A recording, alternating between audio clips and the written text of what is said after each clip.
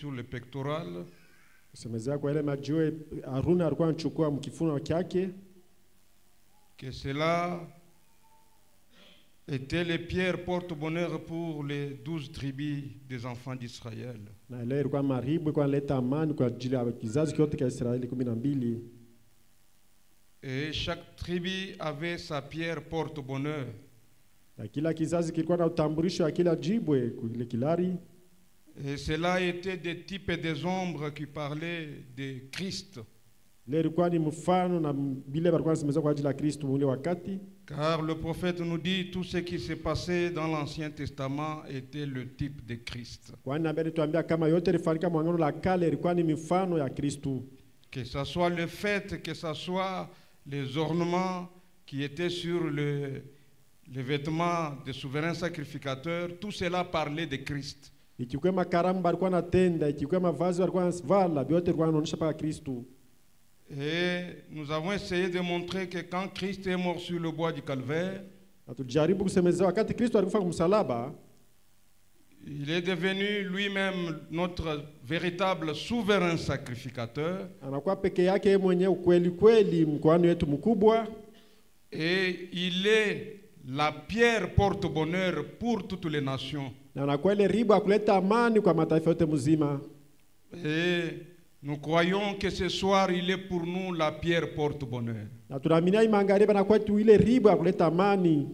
Nous avons montré que la pierre ou les pierres qui étaient sur la poitrine d'Aaron commençait par la pierre de jaspe jusqu'à la pierre de sardoine. Atusemezele mariba 12 ilikuwa mkifua cha Haruna kuanzia ya kwanza hadi kufikia mwisho.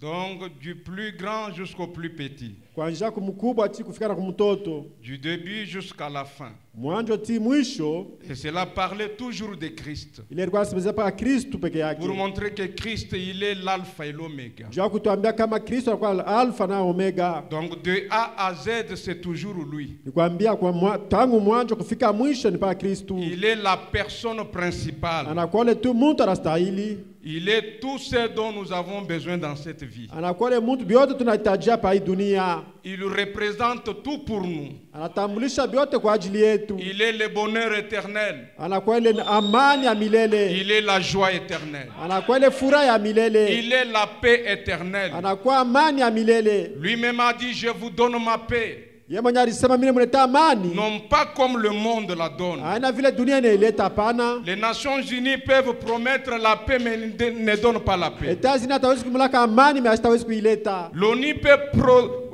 promettre la paix mais ils ne donnent pas la paix. Oni hatawezi kulaka amani hatawezi kuileta hapana. Les hommes de ce monde, les grands peuvent parler de la paix mais il n'y a pas la paix. Bantu bapa hii dunia bantu bakubwa wataweza kusemezea amani mais hakuna amani hapana. En dehors de Christ, il n'y a pas la paix. Nje ya Kristo hakuna kule utapata amani. C'est lui qui donne la paix véritable. Yeye ndiye aleta ile amani ya kweli. Et si vous manquez cette paix dans votre cœur, il est là disposé à vous la donner. Na kama unapusa ile amani ndani ya moyo wako, iko tayari ya kuletea amani. Dans votre foyer, dans votre famille, s'il n'y a pas la paix, Christ est là. Ndani ya jamaa yako kama hamuna amani, Kristo yuko pale. Il est disposé à vous donner cette paix. Iko tayari kwa ajili ya kuletea ile amani. Et il est l'alpha et l'oméga. Anakuwa ile alfa na omega. Du premier au dernier. Anakuwa ile wa kwanza tena wa mwisho. Il était celui qui était, Anakuwa ile aliishi, qui est na eko et qui vient. na eko nakuja tena. La racine et le rejeton de David. Anakuwa ile mchi wa mtupo ya Il est Daudi. l'étoile du matin. Anakuwa ile nyota ya busubuhi. De A à Z, c'est lui. Tangu mwanzo kufika na kumwisho nabakia paka L'alpha pekee. et l'oméga. Anakuwa ile alfa na omega. L'alpha et l'oméga parlent d'une seule personne. Alfa na omega anasemezea mtu mmoja tu. Il est le reflet de Dieu du commencement des temps à la fin de temps. Anakuwa ile kitambulisho cha Mungu tangu mwanzo na mwisho wa wakati. Et Frère Branham dit dans le message Apocalypse chapitre 4, Nabii anasema hivi partie, ndani ya ile ujumbe ou le 24 en 5, wala muile au kitabu. point 135 dit maintenant. Anasema sasa hivi. Si vous remarquez, Na kama mkitazame cela concorde avec le reste de l'écriture. ile iko napatana na yenyewe kubakia maandiko. Au début de l'écriture, il était l'alpha, Mwanzo wa maandiko alikuwa ni alfa, l'oméga, omega, Il était le commencement et la fin. alikuwa mwanzo tena mwisho, Il était le premier et le dernier. alikuwa wa kwanza tena wa mwisho, Il était le Père, le Fils et le Saint-Esprit. alikuwa ni Baba, Mtoto na Roho Mtakatifu, Il était tout. alikuwa ni yote Et tout était contenu en lui. na yote alikuwa inafungiwa ndani mwake. Matthieu 17 montre cela là-haut sur la montagne de la transfiguration. Mathayo anaonyesha kule kumulima kubadilishwa, Tout était rassemblé en lui. yote alikuwa kulifungia ndani mwake. Et au point 149, le même message dit, la pierre de jaspe et de sardoine, Ase ndani ale ribwe la gloire de Dieu, utukufu ya Mungu c'est Jésus-Christ. na kwa Yesu Kristu. La gloire de Jésus-Christ, Utukufu ya Yesu Kristu c'est son église. ni kanisa yake, Et il était le premier. na alikuwa wa kwanza. Qu'était-il? Ilikuwa ni nini? Il était le commencement du temps.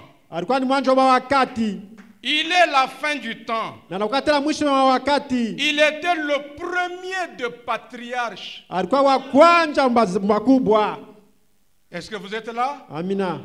Vous connaissez le premier patriarche? Najua le baba wetu wa kwanza C'était Job. Job était venu avant Abraham. alikuwa ni Yobu. Yobu alikuwa kisha Abrahamu. Mais avant Job, il y avait le premier de Mbele ya Yobu patriarches. kulikuwa wa kwanza tena baba yetu, Et c'était Christ. alikuwa ni Kristu. Il était le premier des patriarches. Alikuwa wa kwanza baba yetu Et il est le dernier des patriarches. na anakuwa tena wa mwisho baba yetu. Il était l'esprit qui était dans l'église d'Éphèse. Alikuwa roho ndani ya kanisa ya Efeso, Et il est l'esprit qui est dans l'église de la Odyssée. anakuwa tena yeko ndani ya roho ya kanisa la Laodikia. Il est le premier et le dernier. Anakuwa wa kwanza tena na wa mwisho, De A à Z. tangu mwanzo tena kwa mwisho. Le premier. Wa kwanza, Le dernier. wa mwisho tena. C'est lui qui était Yele alikuya et qui vient. na iko nakuja, La racine et le rejeton de David. anakuwa ile mchupuko na mcha ya Daudi, L'étoile du matin. nyota ya busubuhi, Le lys de la vallée. nakuwa ile lisi la vale, La rose de Saron. nakuwa ile majani ya utukuko. Oh, il y a dans la Bible 400 et quelques titres qui lui sont attribués. Ndani ya Biblia mnakuwa 400 ya manjira limuletewa. Passez-y donc Mwasa muiwaze mbele ce qu'il était. kila alikuya. Et pourtant, Basi il était l'humble Seigneur Jésus alikuwa mnyenyekevu tu Bwana Yesu Kristu, qui naquit dans une crèche à la louange de Dieu. mwenye kuzalikuwa muile kufasha banyama kwa ajili ya utukufu ya Mungu. Et dans le message Jéhovah de miracle au point 44, Na ndani ya ile mahubiri Fabanam dit, je sais que vous pensez que je me comporte très drôlement pour un prédicateur. yase mnawazaka mnawazaka mniko nitenda mubaya sawa vile mbapari Mais katika soyez mahubiri. sûr de ceci. Mko na hakikisho Si hivi, vous vous sentiez tel que je me sens, kama ukisikia vile mimi niko nilisikia, votre comportement serait pire, je na crois. vitendo vyako vitakuwa pengine vibaya kupita pale. Certainement, en effet, moi j'essaye de retenir la chose. Na kweli kweli mnapenda kushika kintu Cela est sur le point d'exploser dans mon cœur. ile ko tayari ya kupasuka ndani ya moyo yangu, De penser que le Dieu du ciel, ya kufikiri kama Mungu ako mbingu, qui a créé les cieux et la terre, ule aliumba dunia na ulimwengu, est juste ici Eko. avec nous en cet instant même. eko tu hapa hivi mwi wakati tukasumbulana mweye, C'est confirmant lui-même, eko nalihakikisha peke yake, montrant qu'il est vivant. na eko najulisha kama iko mzima, Il n'est pas mort, yashakufa kama, mais il vit au siècle des siècles. eko naishi milele na milele. Combien nous l'aimons, Mara ngapi tunamupenda, combien nous l'apprécions. mara ngapi tunafurahia naye. Oh, l'argent ne peut pas acheter cela. Oh, makuta haitawezi kusabila bintu, Rien ne peut procurer cela. hakuna kitu itawezi kuleta bila bintu. C'est gratuit pour le monde. Inakuwa bia bure kwa ajili ya dunia. Que celui qui veut vienne boire à la fontaine du Seigneur. Naona napenda kwa kunywa kuchamuchamu ya Bwana, Oh, rien ne peut remplacer cela. na hakuna kitu itawezi kutoa pa ile fashi yake. Il est le premier, le dernier. Anakuwa wa kwanza tena wa mwisho tena, L'alpha et l'oméga. alfa na omega, Le commencement et la fin. mwanzo tena mwisho. Il était là avant que le monde existe. Alikuwa pale tangu dunia iumbwe, Il sera là quand le monde aura disparu. na atakuwa pale wakati dunia Il est la itapotea. racine et le rejeton de David. Anakuwa ile mizizi na uchupuko ya Daudi, Il est l'étoile brillante du matin. anakuwa ile nyota ya Et busubuhi. Frère Branham dit Alléluia. Abia haleluya, Il est Christ. anakuwa Kristu, le Fils du Dieu vivant. mtoto wa Mungu aliye hai, Il est le véritable. anakuwa ule wa kweli. 1 Jean 5:20 dit il est le véritable et nous sommes dans le véritable. Yohana Il est le Dieu kwanza véritable. 5 anasema hivi, anakuwa wa kweli na anakuwa ule Mungu akushangaisha. Et nous l'aimons. Na tunamupenda, Nous l'adorons. tunamwabudu. Il est le Dieu du ciel qui a été fait chair Anakuwa ule Mungu alifanya mwili et a habité parmi nous. na alikala katikati yetu, Le Saint du Père. ule mtate takatifu. Oh, combien je l'aime. Mara ngapi mimi namupenda, Combien je l'apprécie. mara ngapi mimi nafurahi naye. Il était dans l'alpha Alikuwa ndani ya Alfa et il est dans na l'oméga. anakuwa ndani ya Omega. Pas deux personnes, Haina bantu bawili hapana, mais la même personne, anakuwa tule mtu moja, changeant seulement de ministère, yeko nabadilisha tu mahuduma na changeant makazi, seulement de forme. yeko nabadilisha tu maumbo. Est-ce que vous croyez cela? Amina. Et Frère Branham dit que le ministère de Jésus-Christ s'est réincarné en ces derniers jours. Nabii asema mtumishi wa Yesu Kristo iliringisha ndani ya mwili ya mtu Ce mwima que nous shiku. avons reçu au travers de William Ile Branham, tulipokea kupitia nabii, ce n'est pas nécessairement ou exactement le ministère de William Branham, ya kweli kweli alikuwa tu utumishi ya nabii Branham hapana. mais c'est le même ministère de Jésus-Christ Na kweli utumishi ya Bwana Yesu Kristo qui s'est répété ici au temps de la fin. ilirudilia mwili wakati ya mwisho. C'est le même ministère Nina utumishi moja qui moja est restauré ici au temps du soir. ilirudishwa tena mwili wakati ya magharibi. Est-ce que vous êtes là? Amina. Et Jésus-Christ est le même hier, aujourd'hui et pour toujours. Na Yesu Kristo alikuwa sasa jana, leo Et hata Frère Branham milele. nous a dit à l'exception de son corps physique. Nabii asema kuondosha tu mwili yake ya Et kimuntu, il est le même en tout point. anakuwa mmoja moja vitu vyote. Est-ce que vous croyez cela? Amina. Et Frère Branham dit quand cette photo a été prise, Nabii asema wakati ile picha ilibambiwa, cela montrait qu'il est l'alpha et l'oméga, ile ilikuwa inaonyesha kama iko Alfa na Omega, le juge suprême, mwamzi wa juu sana, le Dieu du ciel et de la terre. Mungu wa juu, Mungu wa kumbingu na pa C'est dunia. lui qui était, Ule alikuya qui est na eko et qui vient. na atakuja, La racine et le rejeton de David. inakuwa ile mchupuko na mcha Et Frère Daudi. Branham nous a dit qu'il est l'espoir pour le croyant. Nabii asema anakuwa tumaini kwa ajili ya Il ya est taifa. le fondement véritable sur lequel se tenir. Inakuwa ile misingi ya kweli pale unabaki Et kushimamia, tout autre fondement n'est que du sable mouvant. na misingi yoyote inabakia tu pa mavumbi Il bule. est notre fondement. Anakuwa ile misingi yetu, Il est notre encre. anakuwa ile msingi yetu, Il est tout pour nous. anakuwa yote kwa ajili yetu. Est-ce que vous croyez cela? Amina. Frère Branham dit qu'il était parti quelque part. Nabii asa alifika fashi moja, Il était au bord de la mer. alikuwa pembeni ya Et bahari il a vu un bateau. na akaona ile kerekebu. Semble-t-il que ce bateau était agité par le vent. Mwaweza mbele kerekebu ilikuwa na tenka na maji. Et Frère Branham dit qu'à distance, je ne pouvais pas remarquer ce qui s'est passé. Asa nabii asa kwa mbali mshikuwa kujua ni nini kwa napitikana. Malgré que le vent venait, Ingiwa zuruba ilikuwa napika, alors qu'il y avait des vents forts qui frappaient contre le bateau, na pale kulikuwa zuruba ya mingi kwa napika kwa ajili ya mais j'ai kerekebu. remarqué Na nikatazama que le bateau restait en place. na kama kerekebu ilibakia Le pa fashi bateau moja, ne faisait pas naufrage. kerekebu haikuacha kuingia maji. Alors je me suis approché pour voir Na pale nilikaribia juu kwa ajili ya kuona comment la tempête peut être soulevée. namna kani zuruba na shimama, Comment le vent peut frapper contre le bateau, namna kani pepo inapiga kukerekebu, mais le bateau ne fait pas na naufrage. kerekebu aingie maji, Le bateau n'arrive pas à na sombrer. kerekebu aingie mu maji. On Hapana. a dit quel mystère. Nabii asa Il tumishikani, dit alors que je m'approchais, nabii asa c'est nikakaribia, alors que j'ai découvert na pale nikatambua ya que kama devant le bateau, mbele ya il y kerekebu avait un fil métallique. kulikuwa ile kamba ya byuma, Et le fil métallique allait jusqu'à l'ancre. na ile kamba ya byuma ilikuwa inaenda ti kule kukaa kwa Et cela msimamizi, descendait au fond de la mer. na ile ilikuwa inaenda chini ya Et bahari, à distance, vous ne pouvez pas voir cela. na kwa mbali hatawezi kuona Et vous me ile. dites, je me suis mis à crier. Nabii asa nikaanza kulalamika, J'ai dit gloire à Dieu. nikasema utukufu kwa Mungu. C'est dans le message Melchizedek, le grand prince et roi. Ndani ya ile mahubiri Melkisedeki mfalme Au mkubwa, point 94-95 qu'il raconte cela. mstari makumi kenda na tano. Écoutez la suite. Frère Branham dit, Sikiliza oui, inafuata. Nabii asa ndio, oui, ndio, Un jour, siku moja j'ai trouvé une encre. nikakuta yule msimamizi, J'ai lu ici. nikamsoma hapa, Il était dit, alisema ya kama quiconque veut vienne. ule yote anataka akuje, Et j'ai jeté cette encre na nikatupa ile msimamizi au-delà de quelque chose d'invisible. kile kitu kimoja kila kionekanike, Quelque chose s'est accroché. na kitu kimoja kakakibia. Et quand la bataille fait rage, Wakati vita inafanya mbaya, est-ce que vous êtes là? amina, Et quand la bataille fait rage, wakati vita inakuwa mbaya, l'encre ile msimamizi tient ferme derrière le voile. iko nasimama imara kumkonga kimvuri. Quand les infidèles s'élèvent Wakati watu kamili wanasimama, et que les troubles surgissent wala mama vuruko inasimama, et que tout cède autour de moi, vyote vinakuwa pembeni yangu, notre encre tient ferme derrière le voile. msimamizi wetu anasimama imara nyuma pazia. Où est-ce? Wapi kule? L'encre se trouve où?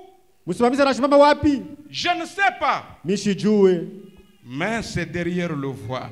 menakuwa nyuma ya pazia, Quelque part là, fashi kule vile c'est ancré dans le rocher des âges. kwenye kusimama msimami ndani ya bizazi ya mwamba, Notre encre est ferme. na mwamba yetu inabakia imara, Je ne sais pas le vôtre aussi s'il est ferme. na sijua na wewe yenu kama iko imara. Notre encre est ferme, Mwamba yetu inasimama imara, inamovible. yo pala hawezi kuteka na pepo. Notre encre, Msimamizi wetu il est ferme, anabakia imara, inamovible, hatawezi kunyama maji hapana. indéracinable. On ne peut Hakuna pas namna gani ya déraciner kumjua wewe kumchumbula, cela. Incassable, hakuna namna wewe kumpasula, inébranlable. hakuna namna pepo mtenkeshe. Notre encre est immuable. Msimamizi wetu anakuwa mnyenyekevu, Notre encre est continuelle. na msimamizi wetu anaendelea mpaka C'est kila une mara, encre éternelle. inakuwa ya milele, Et on ne peut pas déboulonner cela. na hakuna namna wewe kuifungula wala Cela kuipasula. tient ferme Ile kwa simama imara derrière le voile. nyuma ya pazia. Cette espérance, Ile tumaini nous la possédons tuko naichukua comme une encre de l'âme, sawa vile nafsi ya msimamizi wetu wa nafsi, sûre et solide. ya hakikisho na ya nguvu. Amen, amen. Amina. C'est pourquoi nous avons l'habitude de chanter sur Christ, le roc solide, je me tiens. Kwa maana tunaimbaga kwa msimamizi Kristo mwamba pale mimi nashimamia, Le reste n'est que du sable mouvant. yote inabaki inabakia tu mavumbi na pepo. Il est l'encre solide Na kwele mwamba ya nguvu qui tient ferme. iko na shika imara. Amen. Amina. Maintenant, écoutons cette histoire que raconte le Sikilizile prophète. hadithi yanaendelea tena mkusema. Dans le message à qui irions-nous? Ndani ya mahubiri tutenda kwa Il a nani? prêché le 6 juin 60 au point 37. Ni kuhubiriwa mule tarehe pa mstari kama 17. Il dit, il y a quelques années, j'étais là à New York Sasa unakuwa miaka michache nilikuwa kule ku New York avec frère Berg. na ndugu Beke pamoja. Nous passions à côté d'un bâtiment. Tuwapita pembeni ya majengo fulani. Et il y avait un gigantesque, un grand bâtiment. Na kulikuwa ile majengo mkubwa sana ya munene. Oh, c'était beau. Se ya kweli ilikuwa ni mzuri. Frère était en train de passer avec le frère Berg. Nabii alikuwa anapita na ndugu Beke pamoja. Ils ont remarqué un grand bâtiment beau. Wakatazama ile majengo mzuri sana na munene ya murembo. Et c'était vraiment un bâtiment bien construit. De Ilikuwa la kweli classe. majengo yenye kujengewa mzuri. Et l'architecte s'était donné beaucoup de peine à le construire. Na ule mjengaji alitesoka sana kwa ajili ya kuijenga. Et c'est de la classe. Na ilikuwa vya kweli ile sawa vile glass. Donc c'était donc merveilleux. Ambapo ilikuwa ile adamani. Et lorsque nous sommes arrivés près de ce bâtiment, Wakati tukakaribia karibu na ile majengo, quelle surprise! ushutusho kani? Tout était pratiquement terminé, Yote ilikuwa sawa vile ishamalizika, mais il était abandonné là. me pale benye kuiacha. Personne ne l'occupait. Hakuwa mtu alikuwa nikala mle ndani. Et j'ai demandé à l'homme qui m'accompagnait quel était le problème. comment le bâtiment, un beau bâtiment, mais il est abandonné. Mais nikuuliza sana mtu mlikuwa anatembea naye namna gani majengo mzuri hivi penye kuiacha hamna mtu. Hakuna mtu anekala mule ndani. J'ai dit à qui irions-nous du 6 juin 60 au point 37. Nikauliza kwa wale tutenda ni kwa nani mwile mahubiri. On peut lire cela ensemble. Tunaweza kusoma ile pamoja. Un beau bâtiment. Majengo mzuri. Bien construit. Yenye kujenga mzuri. De la classe. Fashi mtala mzuri ya mzuri. Frère Branham remarque que personne ne l'occupait. Hakuna mtu anekala mule ndani. Et il s'est approché pour demander quel est le problème. Na akakaribia akijiuliza mambo ni nini? Qu'est-ce qui ne va pas avec ce bâtiment bien construit? Mambo kana yendeke na hii majengo yenye kujengwa mzuri mabekalemu. Et celui qui m'accompagnait, il a dit, na alikuwa nisindikiza akasema, ce bâtiment n'a servi qu'à un seul but. Hii majengo ilisaidia tu kwa kitu kimoja. Il a dit, akasema, l'entrepreneur s'est préoccupé tellement de ce qu'il investissait dans la construction qu'il a oublié de descendre assez en profondeur pour faire reposer le bâtiment sur une fondation solide. Et le bâtiment était là. Un beau bâtiment mais inoccupé. Est-ce que vous comprenez ça? Amina. Alors, le bâtiment a été condamné. Et il pourra s'écrouler à tout moment. Alors le bâtiment a été condamné, il pourra s'écrouler à tout moment, personne ne le louera. Personne n'en veut. Peu importe combien il est beau, il n'est pas posé sur un fondement solide. Maintenant écoutez ce que dit Frère Branham. Il dit frère, sœur. Est-ce qu'il y a des frères ici? Est-ce qu'il y a des sœurs? Frère Branham dit frère, sœur. Puis-je dire ceci par égard pour Jésus-Christ? Il dit peu m'importe combien régulièrement vous allez à l'église, combien vous êtes bien habillés, quel bon voisin vous êtes, si vous n'avez pas pris le temps de creuser jusqu'à atteindre ce fondement, Jésus-Christ, et faire reposer vos espoirs là, sur ces rocs solides là, le bâtiment de votre belle église,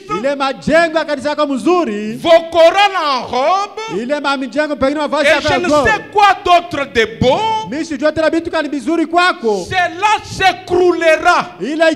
S'écroulera l'un de ces 4 matins. Dieu condamnera cela. Parce que ça ne reposait pas sur le rocher. Jésus-Christ. Il est l'unique fondement. Il est l'unique fondement. Il enchaîne, il dit à Mexico City, où nous avons tenu une grande réunion et où un petit enfant a été ressuscité. Là, dans cette grande ville-là, où nous tenions des réunions, un des frères m'avait amené le jour suivant visiter la ville. Il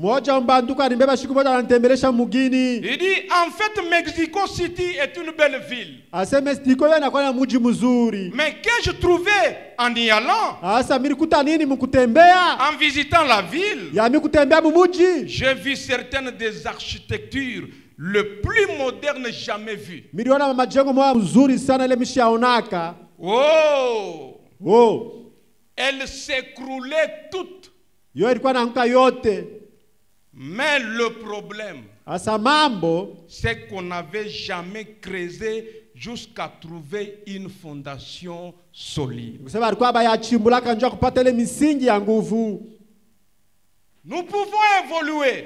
Tutaweza kuendelea. Nous pouvons construire. Tutaweza kujenga. C'est-à-dire faire des confessions. Kusema kukiri. Dire être membre de l'église, être chrétien, chrétienne. Kusema kama niko mwanamemba wa kanisa, niko Tout Mkristo, cela niko Mkristo est mwanamke, bien. bila yote ni vizuri. Mais si on ne se met pas à réfléchir Kama tuashimama kwa ajili ya kufikiri, pour creuser en profondeur ya kuchumbula mamuketo mrefu, et trouver le fondement solide, ya kupata ile misingi ya nguvu, notre bâtiment, majengo yetu, c'est-à-dire notre expérience, ni kusema onjo yetu, va s'écrouler l'un de ces 4 matins. siku moja itanguka. Cela va s'écrouler. Ile itaweza kuanguka siku moja. Et Frère Branham dit un grand pourcentage. La Et bien, quand Frère Branham parle de bâtiments, voyez les hommes et les femmes. Vous Wakati êtes un anasema bâtiment. majengo, semezea banamume na banamuke, haina majengo ya matafari Un hapa. grand pourcentage des bâtiments de Mexico City, Ile majengo mingi kule kumestikoti, comme je peux dire, un grand pourcentage des hommes et des femmes de Life Tabernacle. savila mita hawezi kusema bwingi abantu mu Life Tabernacle. Frère Branham dit ces bâtiments se penchent soit vers l'avant, Na bia sema ile majengo tawezi kuenda mbele, soit vers l'arrière, wala nagemea kumukongo, soit de côté. wala ngambo ya kuume. Ils n'ont jamais atteint la pierre. Yeye afikaka pale ribo ya inastahili. Ils n'ont jamais atteint la pierre. Yeye afika kama pa mwamba. Amen, amen. Amina. Il faut atteindre la pierre. Inabidi kufika pa mwamba. Ils n'ont jamais atteint la pierre. Baba afika pa mwamba kamwe. Frère Branham dit, peu importe la beauté du bâtiment, Na bia sema ngiwa burembo bwa majengo. il n'a pas été bâti solidement sur la pierre. Yeye kujenga bia kweli pa mwamba pana. Est-ce qu'on lit ensemble? Amina. Peu importe la beauté du bâtiment, Ingiwa buzuri bwa majengo. hommes et femmes, peu importe votre beauté, Mwanamume wala mwanamke, ingiwa burembo bwako wala buzuri peu bwako. importe la beauté du bâtiment, Ingiwa buzuri bwa majengo. il n'a pas été bâti solidement sur la pierre. Yeye kujenga bia kweli pa mwamba ya nguvu hapana.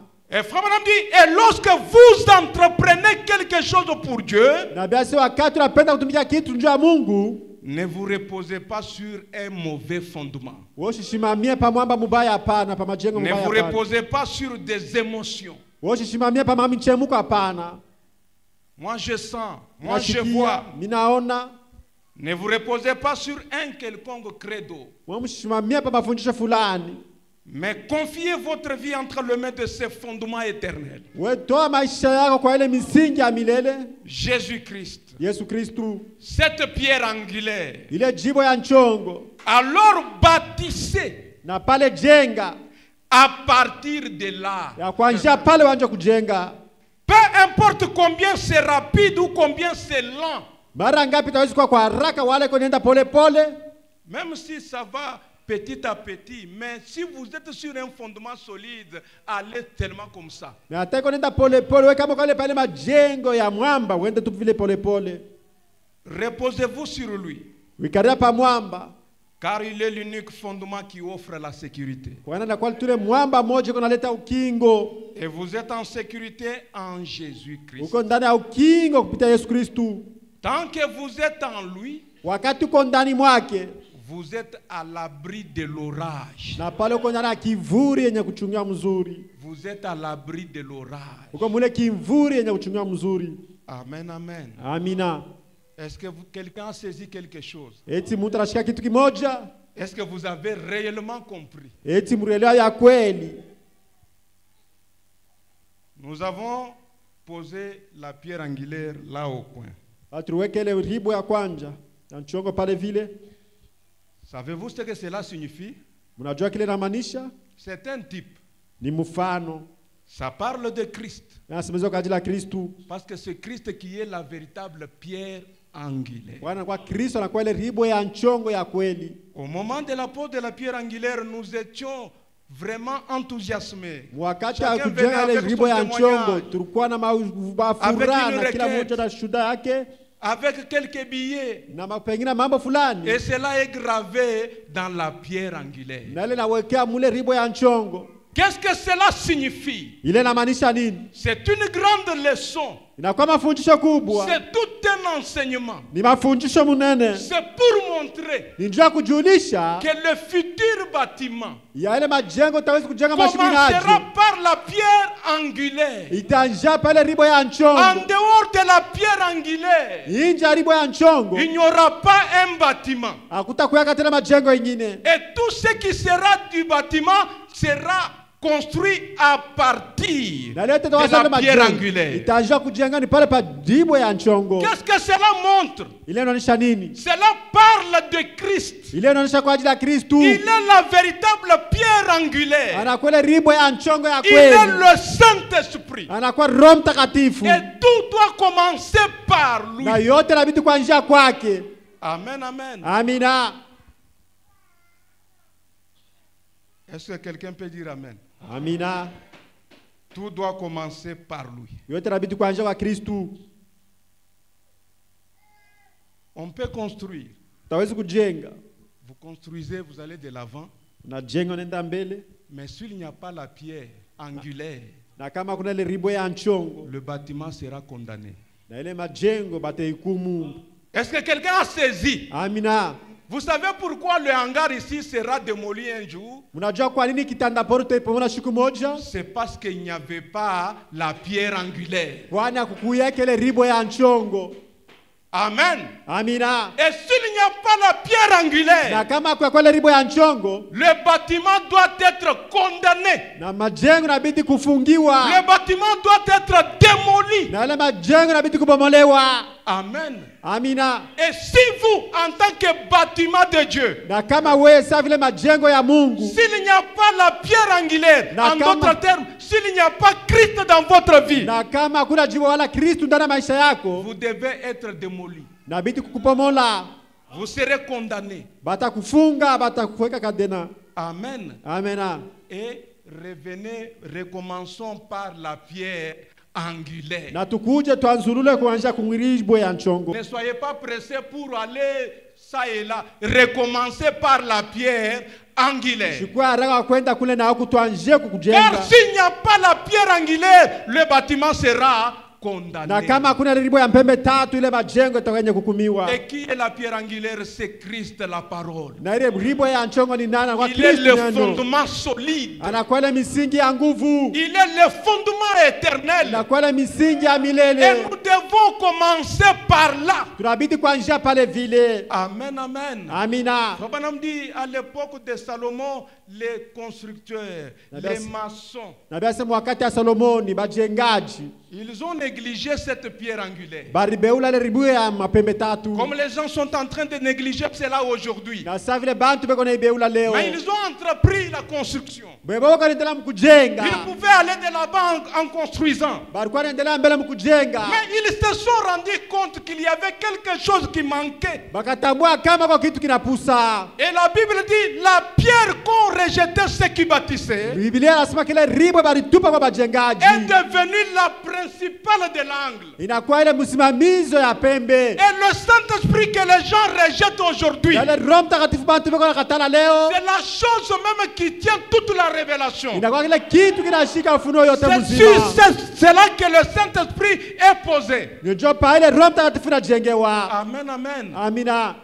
La pierre de fête, c'est le Ile Saint-Esprit. ribo ya pembe tatu ndio Roho Mtakatifu. Oui, Ndio la Bible dit Biblia nasema que les mains de Zorobabel ont posé la pierre angulaire. asa mikono ya Zorobabeli ndio iliweka ile ribo ya mapembe tatu. Et les mêmes mains de Zorobabel poseront la pierre de fête. Na ile ribo moja moja mikono moja moja ya Zorobabeli ndio tajenga ile ribo ya nchongo. Au milieu des acclamations. Katikati ya bishangwe La pierre angulaire, c'est la pierre de fête. Sous na une ile autre ribo forme. ile ya mapembe tatu na kwa yoki moja kwa mfano Amen, mwingine. amen. Amina. La pierre angulaire, c'est la pierre qui va coiffer même la pyramide. Ile ribo ya mapembe tatu ndio itajenga hata piramidi. C'est la même pierre. Inakuwa ile jibo moja moja. C'est toujours le Saint-Esprit. Inakuwa paka Roho Mtakatifu. Écoutez ce que dit William Branham. Sikia vile nabii atasema Dans le message Qu'y a-t-il dans ta main? Ndani ya mahubiri uko na nini kwa mikono yako? Suivez attentivement. Uifuate mzuri. Frère Branham dit au point 35, Anasema et kwa quand mstari ils wa 35 construisaient le temple de Salomon, ils avaient toutes les pierres taillées. wakati alikuwa anajenga ile kanisa Solomoni balikuwa na majiwe yote yenye kuchongola. Tout était mis en ordre. Yote ilikuwa yenye kuweka sawa. Mais ils ont trouvé une pierre bizarre. Bakuta ribwe moyo hivi astahili. Ils ne pensaient pas qu'une chose pareille représentait quelque chose. Ils l'ont donc simplement jeté dans un tas de mauvaises herbes. Bintu yote iko naonekana umeche bibaya, kebiko paka bibaya, Et ils bakebitupa ont continué pembeni. avec leur motier et leurs pierres. Bakaanza kujenga na majibo yabo. Et les motiers et les pierres, Frère Branham dit que ce sont des confessions. Vous continuez à confesser que vous êtes chrétien alors que vous oubliez la pierre principale. Ils étaient très avancés dans les travaux de construction. Et ils ont découvert qu'ils ne pouvaient pas aller plus loin. Une pierre manquait. Et ils avaient construit jusqu'à ce niveau-là. Et nous pouvons construire jusqu'à ce niveau-là. Moi, c'est seulement la pierre de fête, frère. Moi, je crois seulement à Dieu dans la chair humaine. Et vous pouvez seulement construire à ce niveau-là, mais vous oubliez la pierre principale. Frère Branham dit, il ne pouvait pas aller plus loin. Et la pierre même qui manquait était la pierre principale de l'angle. C'est qu'ils avaient jeté de côté. Je vais dire cela pour les baptistes.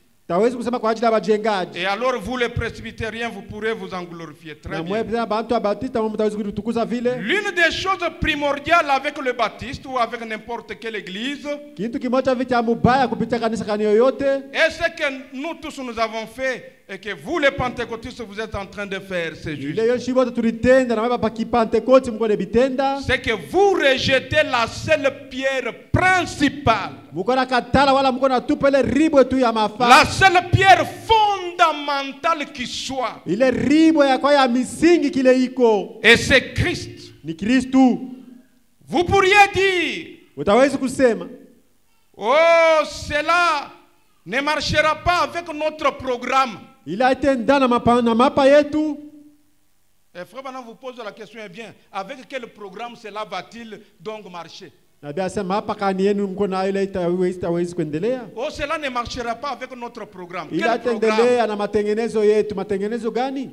Frère Branham dit, quittez simplement votre programme et entrez dans son programme à lui.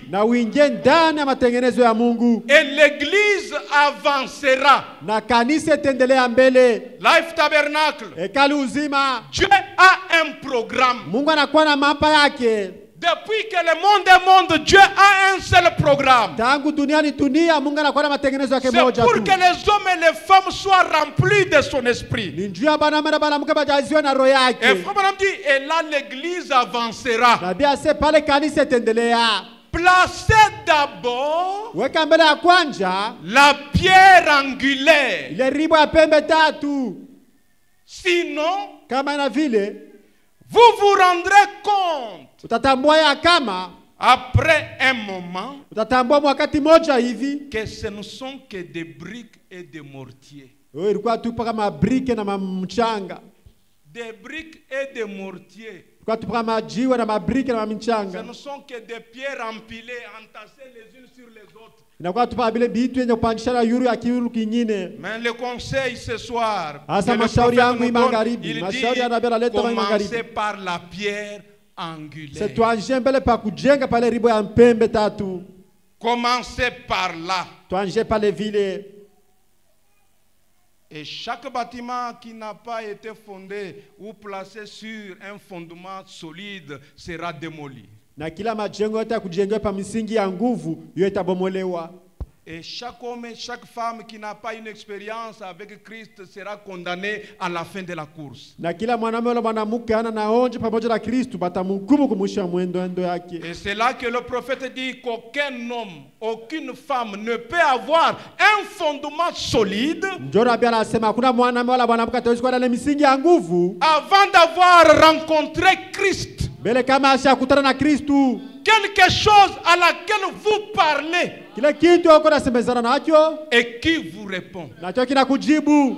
Commençons par la pierre angulaire. Tuanze mbele pale ribo ya pembe tatu. Commençons par là. Tuanze pale vile. Nous allons commencer par là. Tuanze pale vile. Frère Branham dit que les années que vous avez fait ne comptent pas pour Dieu si le fondement n'est pas bien posé. Na bia se bwingi ya miaka yote ulishakafanya iwe angalie kwa Mungu kama msingi ya kwenye ujengwa mzuri. Ne dites pas que moi j'ai autant d'années, j'ai fait ceci et cela, je suis prédicateur, j'ai une expérience, je vois des visions. Non. Minafanya miaka ngapi, miaka bwingi fulani, si le fondement n'est pas correct, kama misingi hana sawa, recommencer. Tuanzulule. Et nous allons à genoux pour recommencer. Na tuko nenda magoti kwa ajili ya kuanzulula. Et nous devons réellement recommencer. Tunabidi kweli kuanzulula. Et le prophète nous conseille, na Biblia inatuletea shauri, placez d'abord la pierre angulaire. Weka mbele ribo ya pembe tatu. Placez d'abord le Saint-Esprit. Weka mbele Roho Mtakatifu. Commencez d'abord par là. Waanza mbele pale vile. Et tout ira bien. Na yote itenda sawa. Quand vous commencez par là, wakati utaanza pale, tout ira bien. Yote itenda sawa. Ainsi dit le prophète. Hivi nabii anasema, tout ira bien. Yote itenda sawa sawa. Nous allons nous tenir debout, nous sommes venus pour la prière. Tashimama bwima kwa ajili tulikuja kwa ajili ya maombi. Et où trouver cette pierre? Na ile ribo tutapata wapi? La Bible dit, voici je mets en Sion une pierre angulaire. Biblia sema tazama na kusiona ile ribo ya pembe tatu. Et quiconque la prendra pour appui ne sera point confus. Quiconque sera battu sur ce roc ne sera point confus. Et la Bible dit, il n'aura pas hâte de fuir. Quand vous vous tenez sur ces rochers, vous n'aurez pas hâte de fuir. Vous ne serez point confus. Et vous ne serez point ébranlés. Il y aura quelque chose qui va vous soutenir. Il y aura quelque chose qui va vous tenir. Cela va vous garder au moment de l'orage, au moment de la tempête. Cela tiendra bon. Et Frère Branham dit, j'ai vu cela au moment où l'avion tanguait. J'ai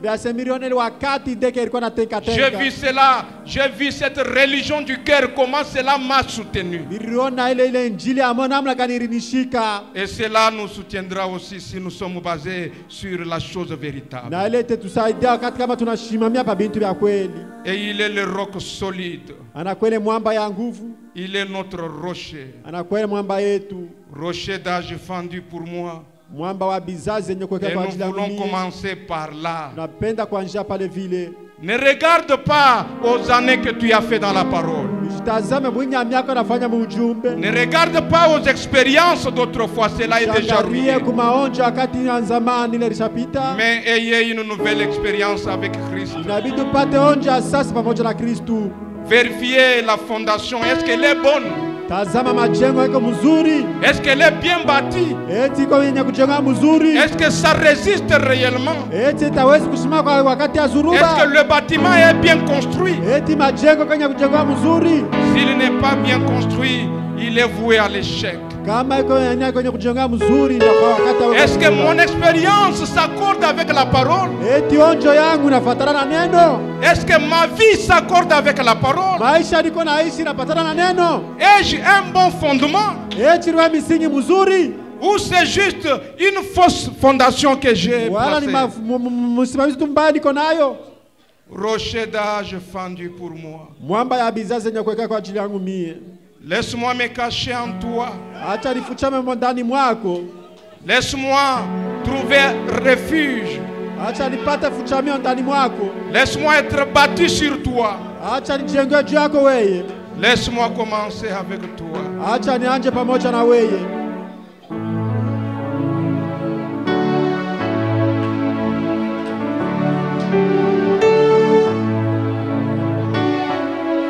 Prions tous ensemble le Seigneur. Tuwezi kuomba Bwana.